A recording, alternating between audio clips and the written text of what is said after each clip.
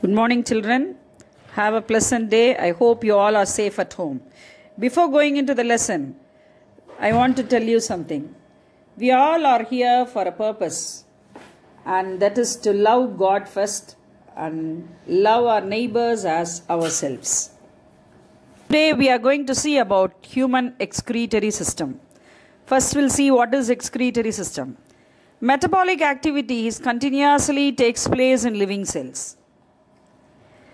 All metabolic products produced by biochemical reactions are not utilized by the body because certain nitrogenous waste substances are also produced.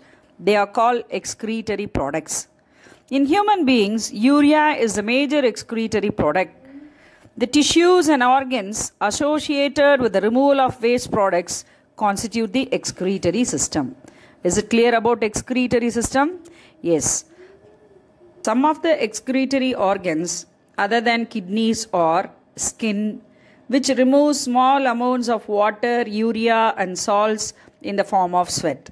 And lungs eliminate carbon dioxide and water vapor through exhaling.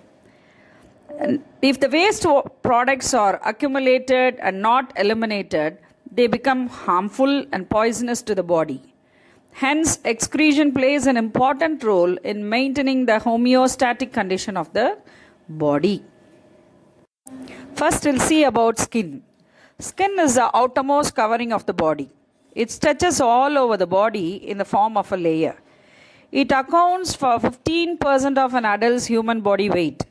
There are many structures and glands derived from the skin. It eliminates metabolic waste through perspiration. The human body functions normally at a temperature of about 37 degrees Celsius. When it gets hot, sweat glands start secreting sweat, which contains water with small amount of other chemicals like ammonia, urea, lactic acid and salts, mainly sodium chloride. The sweat passes through the pores in the skin and gets evaporated. Kidneys are bean-shaped organs, reddish brown in color. The kidneys lie on either side of the vertebral column in the abdominal cavity attached to the dorsal body wall. The right kidney is placed lower than the left kidney as the liver takes place much space on the right side. Each kidney is about 11 cm long, 5 cm wide and 3 cm thick. The kidney is covered by a layer of fibrous connective tissue, the renal capsules, adipose capsule, and a fibrous membrane. Internally, the kidney consists of an outer dark region, the cortex, and the inner lighter region, the medulla. Both of these regions contain uriniferous tubules or nephrons. What is the other name for uriniferous tubule? The nephrons. The nephrons are the structural and functional unit of kidney. The medulla consists of multitubular conical masses. Can you see conical masses? Right. Called medullary pyramids or renal pyramids, whose bases are adjacent to the cortex. On the inner concave side of each kidney, a notch called hilum is present through which the blood vessels and nerves enter in and the urine leaves out. Next, we'll see about ureter. Can you see a tube-like structure? Ureter. The ureters are thin muscular tubes emerging out from the hilum. Urine enters the ureter from the renal pelvis and is conducted along the ureter by peristaltic movements of its walls. The ureters carry urine from the kidney to the urinary bladder. Urinary bladder. Urinary bladder is a sac-like structure which lies in the pelvic cavity of the abdomen. It stores urine temporarily. Urethra. Urethra is a membranous tube which conducts urine to the exterior. The urethral sphincters is a kind of muscle, keeps the urethra closed and opens only at the time of micturition. Micturition is nothing but urination. The muscles will open at the time of urination. Next we'll see about functions of kidney. It maintains fluid and electrolytes balance in our body. What is needed for your body will be retained in your body and the excess will be sent out. It regulates acid-base balance of blood. Right? So your blood's acidity, alkalinity is maintained because of kidney. Maintains osmotic pressure in blood and tissues. Osmotic pressure is created if excess of fluid is there in your body. With the help of osmotic pressure, it is going to be sent out. It helps to retain the important plasma constituents like glucose and amino acids. Plasma is present along with your blood. Next we'll see about structure of nephron. Each kidney consists of more than 1 million nephrons. Nephrons are uriniferous tubule. The other name for nephrons, uriniferous tubule, are structural and functional units of kidneys. Each nephron consists of a renal corpuscle or Malpighian corpuscle and renal tubule. The renal corpuscle consists of cup-shaped structure called Bowman's capsule. Renal corpuscle consists of cup-shaped structure called Bowman's capsule containing a bunch of capillaries called glomerulus. Can you see inside? Glomerulus.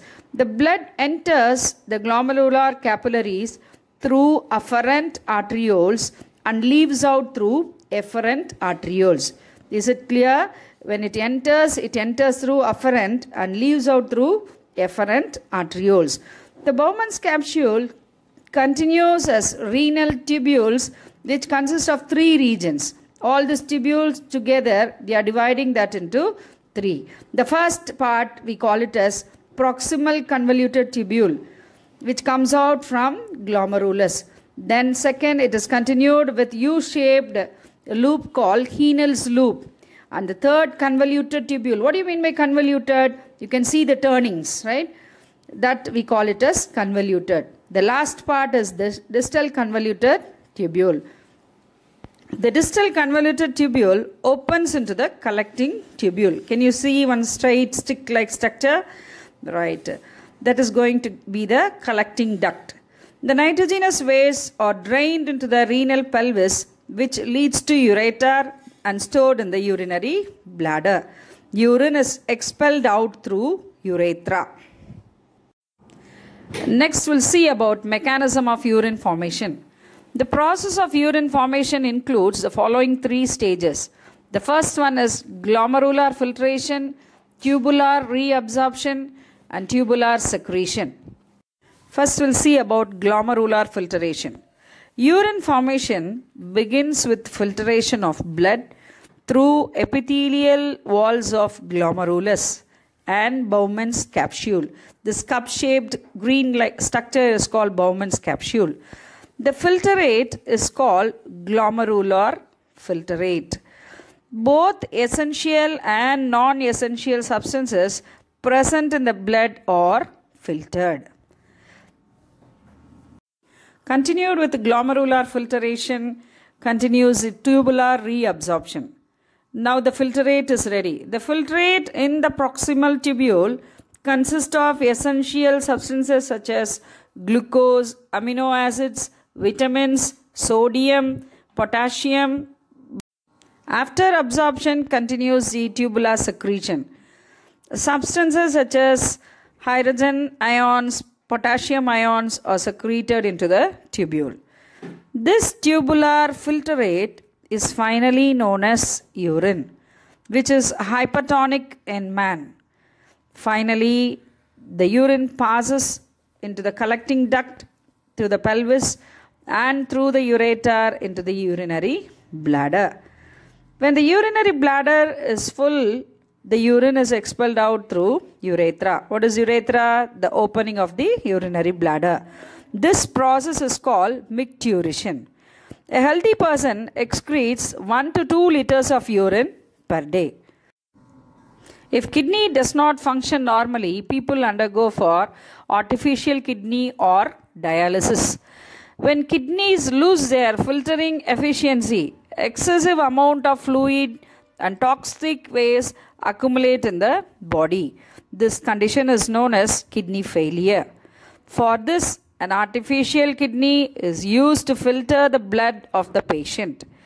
The patient is said to be put on dialysis, and the process of purifying the blood by an artificial kidney is called hemodialysis. Hemo means blood. The blood is going to get purified.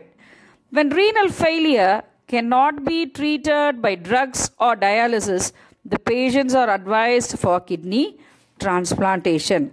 So it is very must to take care of our kidneys. Use enough water, right? Excrete out properly at regular intervals. Okay, children, we have come to the last part, that is worksheet. First question, draw the structure of kidney and label the parts. Question number 2, draw the structure of nephron and label the parts. This time worksheet is easier for you, only drawing part is given to you. So I hope you will complete the worksheet. Thank you.